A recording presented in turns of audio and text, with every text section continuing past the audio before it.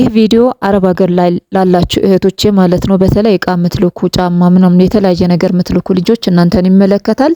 ቪዲዮን ላይክ አድርጉት። እስከ ፍጻሜ ድረስ አብራችሁኝ እነግራችኋለሁ። ከኔ ተማሩ ነው። ሌላኛው ደግሞ ሱቅ እንዴት እንዳሳመርኩት አሳያችኋለሁ። ምን አክል ጨረሰብኝ። አብራችሁኝ ሆነ ቪዲዮ ላይክ አድርጉት። ሰላማችሁ ይብዛልኝ። ቀጥታ ወደ ቪዲዮ እንገባለን። እነዚህ በነገራችን ላይ አላረኳቸውም ማለት ነው። ይሄ እንግዲህ እነዚህ ራሱ ተበልተዋል።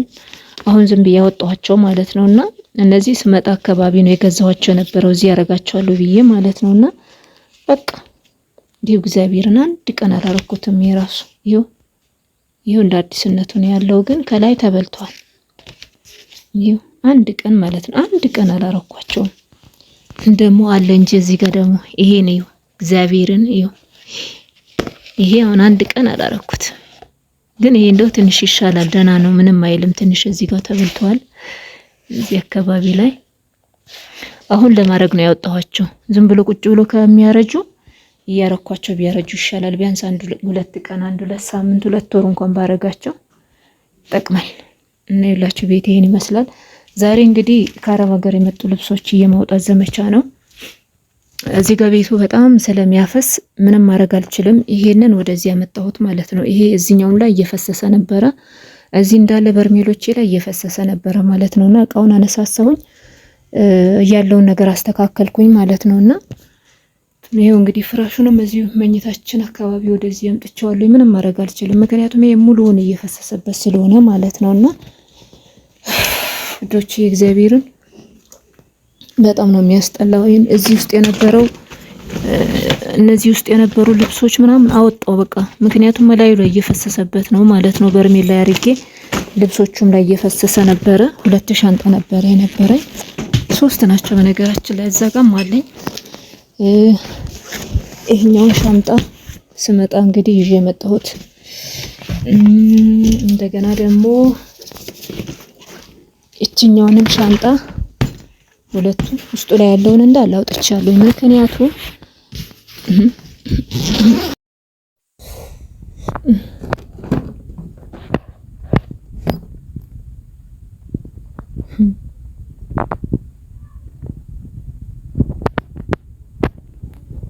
አያችሁ ከአረብ ሀገር የመጣ እንትን ይሄው እኔ ሳላረገው $100 ከንቱ ቀርቷል። እና ቤቴ ይሄው አንድ ቀን እንኳን አላረኩት። አንድ ቀን ይሄው እንደ አዲስነቱ እዩት፣ ምንም አላረኩትም። ይሄው እንግዲህ ይሄ $100 ነበር የገዛሁት ቤሩት ላይ። ይሄት ቤቴ ምን ታረጉታላችሁ? ይሄ ግን ተወልቷል።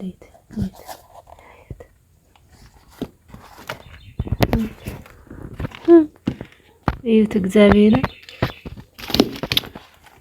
ፈጣሪ ይሄ እንደው ትንሽ ይሻላል። ይሄን ተበልቷል፣ ትንሽ ተበልቷል።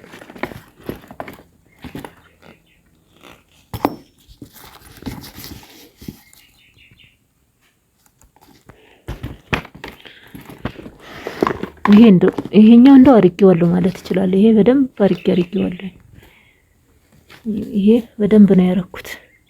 በዚህ ያወጣሁት ብር መቼም አይቆጨኝም፣ መቼም አይቆጨኝም። በደንብ ነው እንትን ያረኩት ማለት ነውና እዩ፣ ብዙ ጫማዎች አሉ ብዙ ማለት ነውና በቃ አላደርጋቸውም። አሁን ይሄ የምንድነው የሰርግ ጊዜ ነበርና ከዛ ሀገር ነው ገዝቼው የመጣሁት። ሂሉ በጣም ከፍ ያለ ነው። በዛ ላይ ደግሞ እዚህ አካባቢ ላይ በደንብ አርጎ ይዛችኋል። ከዛ በቃ መንገድ መሄድ አትችሉም ማለት ነው። 39 ቁጥር ነው ለስሙ። እዛ ግን ለክቼ ነበር የገዛው። ግን ምን ታረጉታላችሁ? በቃ እንደዚህ ነው ጫማ ማለት ነውና ይሄኛው እንደምታዩት እንግዲህ ባዶ አርጌዋለሁ። ምንም ማድረግ አልችልም፣ ባዶ አርጌዋለሁ ሻንጣ ማለት ነው። እንደምታዩት ይሄም እንደዛው ሁለቱም ሻንጣ የነበረው ልብስ አውጥቼ ወደዚህ አርጌያለሁኝ በእነዚህ ውስጥ ማለት ነውና አንዳንድ ደግሞ ለሰዎች የሚሰጥ ልብስ ነበር፣ እነሱን አወጣጣሁኝ። ብቻ እግዚአብሔር ይመስገን ነውና ይሄ አሁን እዚህ አካባቢ ላይ እናረጋዋለን ማለት ነው። እዚህ አካባቢ እናረጋቸዋለን። ምናልባት እዚህኛውም ላይ የሚዘንብ ከሆነ ደግሞ የሆነ ሸራ ነገር የሆነ ነገር እናረግበታለን ማለት ነው። እንግዲህ ምን አማራጭ አለን?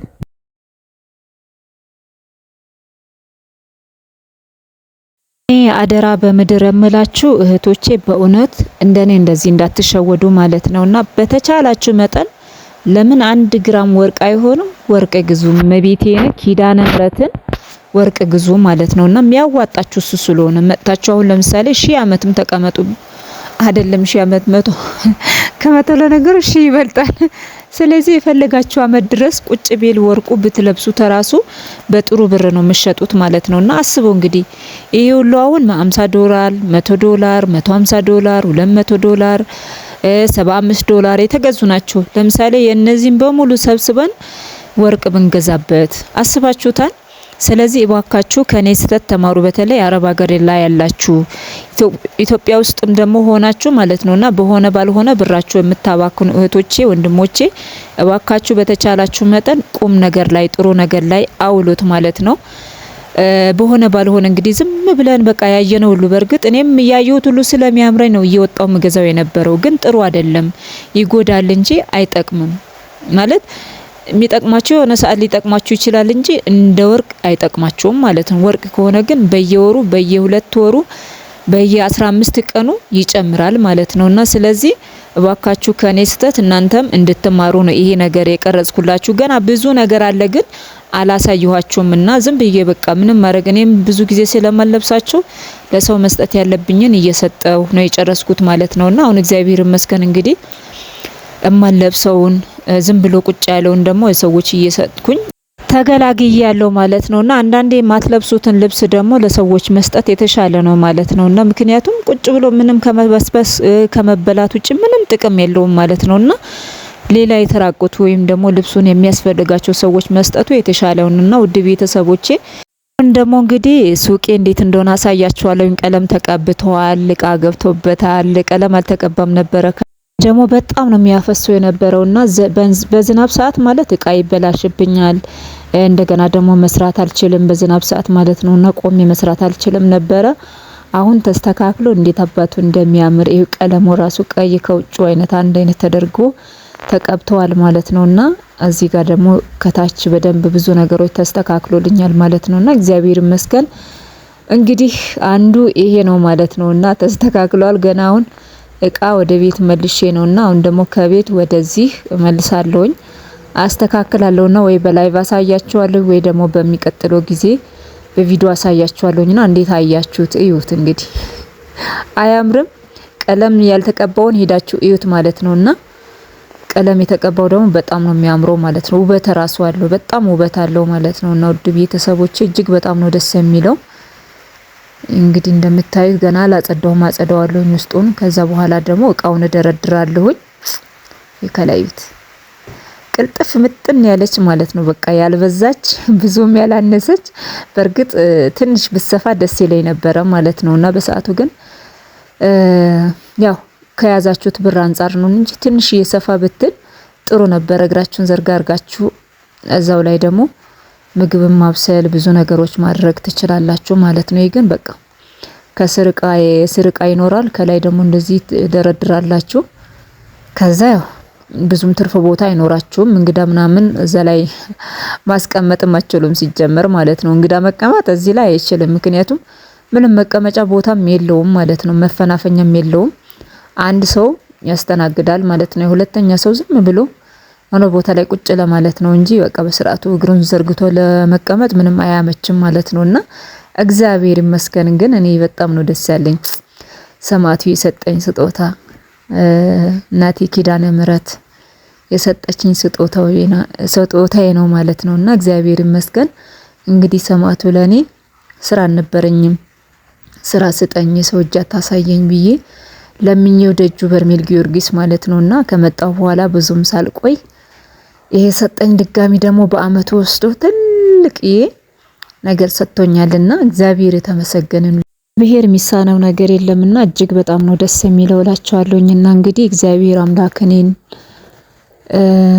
የረዳ እናንተንም ይርዳችሁ። ሰማዕቱ ቅዱስ ጊዮርጊስ የበርሜሉ ጊዮርጊስ ምርጥ ደለጉ ቅዱስ ኪዳነ ምሕረት እውነት የኔን ሁሉ ነገር እንደቀየረች እናንተንም ሁሉ ነገራችሁ ይቀይሩላችሁ ማለት ለሰው ልጅ ብዙ ጊዜ ማለት ነውና እኔ የሚያዩት ነገር ምንድነው እኛ በጣም ችኩሎች ነን። እኛ በጣም ኃይለኛ ችኩሎች ነን ማለት ነውና ግን እግዚአብሔር ደግሞ ሁሉም ነገር ሲሰራ የራሱ ጊዜ የራሱ ቦታ አለውና አንዳንዴ በሰዎች ዘንድ ሆነን ደግሞ ብዙ ነገሮች ያሰብናቸው ነገሮች በጊዜ ሳይሆኑ ሲቀሩ አይደለም በሰው ልጅ በእግዚአብሔርን ተስፋ ልንቆርጥ እንችላለን። ግን በሰው ልጅ በተስፋ ብንቆርጥም እግዚአብሔር አምላክ የፈጠረን ያለ ዓላማ አይደለምና በሱ መጽናት በሱ መበርታት ነው የሚያስፈልገው ማለት ነውና እግዚአብሔር ይመስገን። እንግዲህ እግዚአብሔር አምላክ የእናንተንም ህይወት ይቀይረላችሁ፣ ያጣችሁትን እግዚአብሔር አምላክ ይስጣችሁ፣ የማይጠቅማችሁን ከእናንተ ያርቅላችሁ፣ መጨረሻችሁን ያሳምርላችሁ። የሰው ልጅ መጨረሻው ሀብት በሀብት ሆኖ ብዙ ነገር ኖሮት መጨረሻው ካላመረ ምን ዋጋ አለው?